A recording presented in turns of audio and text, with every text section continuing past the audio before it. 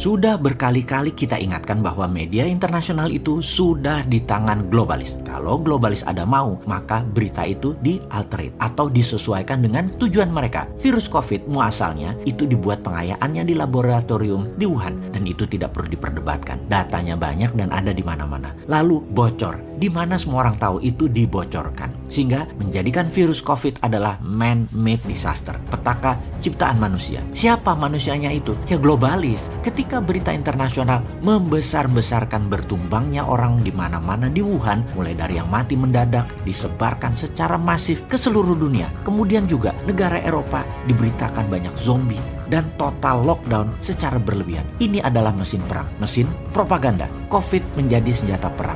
Beritanya kemudian menjadi mesin uang globalis, yaitu vaksin, obat, dan vitamin. 1,5 tahun setelah beritanya dibesar-besarkan, sekarang terbukti bahwa COVID menjadi mesin ekonomi. Panen akbar lah para broker kesehatan kaki tangan globalis ini dengan produk yang bernama vaksin dan berbagai macam obat-obatan, termasuk vitamin. Kemudian sekarang mendadak di semua media sosial dan media mainstream dunia kembali dihebohkan dengan bertumbangnya orang di India yang dikatakan bisa satu hari ada 50.000 kematian. Kemudian satu hari bisa ratusan ribu orang terpapar. Walaupun faktanya mendekati demikian, jumlah yang sangat besar itu memang mencerminkan kegagalan pemerintah India mengantisipasi second wave gelombang COVID kedua. Benar, di India saat ini memang mengalami second wave, triple mutation, Bengal strain namanya, memapar 300 ribuan kasus baru dan menyebabkan lebih dari 2.300-an kematian dalam satu hari, menempatkan India di urutan nomor 2 dengan 16 juta lebih kasus COVID. Nomor 2 setelah Amerika dengan 32 juta total kasus COVID. India dalam keadaan darurat. Sampai tidak ada kayu untuk mengkremasi pembakaran jenazah untuk melaksanakan kebiasaan di India tersebut. Hal ini membuat dunia mulai menganalisa lagi. Dr. Paul Tambiah, profesor dari National University of Singapore mengatakan, data terbaik menunjukkan bahwa sistem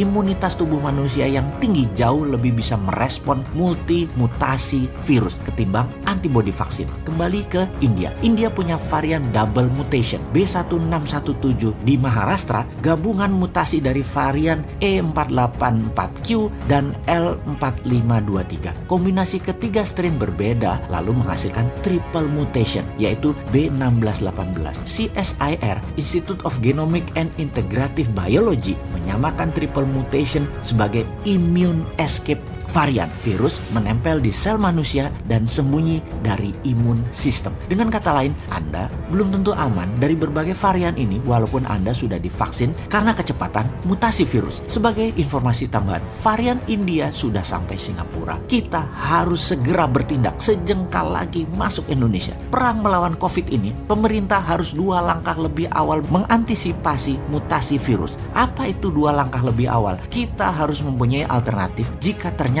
vaksin tidak efektif. Maka percepat riset dan uji klinis dendritik imunoterapi Nusantara atau DINUS. Ini saran New Mind dan produksinya modali dengan printing money. Kembali ke topik awal, yang kita mau tekankan dalam diskusi kali ini adalah cara memberitakannya. Benar-benar targeted dan sangat ditarget. Ini yang disebut propaganda. Siapa yang kita curigai? Tidak ada musuh terbesar globalis dalam produksi vaksin COVID. Dia adalah India. India menjadi target assassin dari intelijen operasinya globalis. Target operasi berita yang direkayasa, yang dilebih-lebihkan untuk memukul India dan memastikan vaksin global dipakai di India, dan India tidak sempat memproduksi vaksin untuk dunia. Globalis jago mengemas beritanya untuk menjadikan tool untuk membunuh India di mata internasional. Jadi mengerti mengapa India diserang beritanya dibesar-besarkan. Ya, karena India salah satu negara penghasil vaksin non-globalis terbesar, tercepat, serta tidak mau ikut vaksin globalis dari awal, menentang dan selalu melawan. Sama seperti vaksin lokal Indonesia yang merah putih, Nusantara, dan banyak lagi sekarang sedang dikembangkan. Semua nantinya ditarget juga. Jadi si Sontoloyo ini menyarankan produksi vaksin Indonesia juga produksi sistem peningkatan imunitas harus segera dilakukan, dan semua ini dilindungi oleh negara, bukan dihalangi atau diperlambat dengan izin BPOM yang dipersulit dan penggagasnya dimatikan karakternya. Juga tenaga ahlinya dianggap abal-abal. Kok membangun narasi antipati begitu sih? Jangan.